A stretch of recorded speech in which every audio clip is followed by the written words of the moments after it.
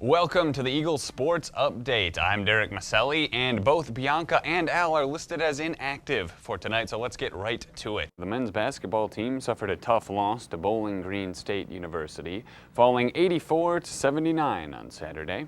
Trailing by as much as 20 points in the second half, EMU rallied, tying the game at 75 with 2.5 minutes left.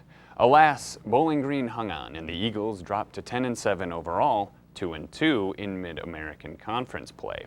James Thompson notched yet another double-double with 21 points and 14 rebounds, while Raven Lee scored 29 to lead the Eagles. They'll have a chance to turn things around tonight when they travel to Akron for a game against the Zips at 7. And this team will continue to improve. They will get there. I think in another year or two, they will be that team we want. Baldwin has grown exponentially since she first started entering that rotation at the beginning of this season to now. She's scoring 26 points in a game. We have a great base with the team, and it's just building off of that. Yes, and that's why I think playing in the postseason is great, because if you have the chance to play because otherwise maybe Baldwin doesn't get these opportunities. Pretty much every home game this season, you had Vermont, which is Division I, but they followed that up with Siena Heights, Marygrove, and Madonna. And I'm sorry, but at the Division I level, nobody cares if you put up 108 points against Marygrove. Nobody cares that you beat Madonna by 17 points. And I think you're doing yourself a disservice, because you can get away with things against these kinds of teams that you can't against Division I opponents. And I think this hurts them down the stretch. That's why last season they went, 21-14, but they only had a conference record of 8-10. The tennis team dropped a 5-2 decision at Wisconsin this past Sunday. The duo of Ani Gagvads and Maria Paula Ribeiro bested Wisconsin's Laura Chapaya and Maria Avgarinos 6-4. But the Badgers ended up taking 2 of the 3 doubles matches. Gagvads also came away with a singles win against Sydney Ryder, and freshman Ana Valleja achieved the first victory of her collegiate career. The team drops to a record of 1-3, but will have a chance to rebound this Saturday in Lincoln, Nebraska, when they take on Drake at 11 a.m. And the women will lead off the Cheer Your Heart Out doubleheader at noon when they get up close and personal with Central Michigan.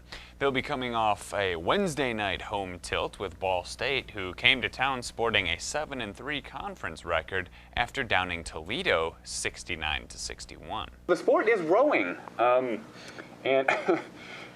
admittedly, I don't know too much about rowing, and I think we're in the same boat here, so to speak. Nice pun. No, we don't. Yeah. So, could you tell us a little bit about the sport, just to kick things off here?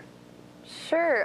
Where should we get the seat moves? The seat moves. The biggest thing. People don't know the seat moves. All of this traveling, of course, undoubtedly leads to great stories and memories and fun and such. So, what are some of your favorite memories, some favorite moments that you have that you sort of look back and you're like, you know what, that was pretty awesome? For more information, go to easternecho.com or emueagles.com. Good night, Ypsilanti. Good evening, I'm Derek Miceli, and I'd like to welcome you to the Convocation Center here in Ypsilanti, Michigan, where tonight the Eastern Michigan Eagles tip off their 2015-2016 season against the Chargers of Hillsdale College. Last time around, Eastern Michigan won at 77-56, but a new year brings new hope for both of these teams.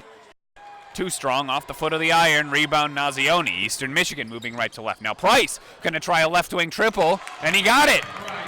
And it's raining threes here at the Convocation Center. Shot blocked by Ty Toney, but you're not going to believe it. Jalen Larry, with 1 second left on the shot clock, manages to somehow pick up a bucket. The ball was tipped. He came down with it with 1 second left on the shot clock. He put it up and in off the glass. Sends it to Toney, to Nazioni up top. Spin move, working his way inside. Scoop and score off the glass, count the bucket, and a foul. He'll head to the free throw line for an extra point attempt. First time he's been to the line tonight.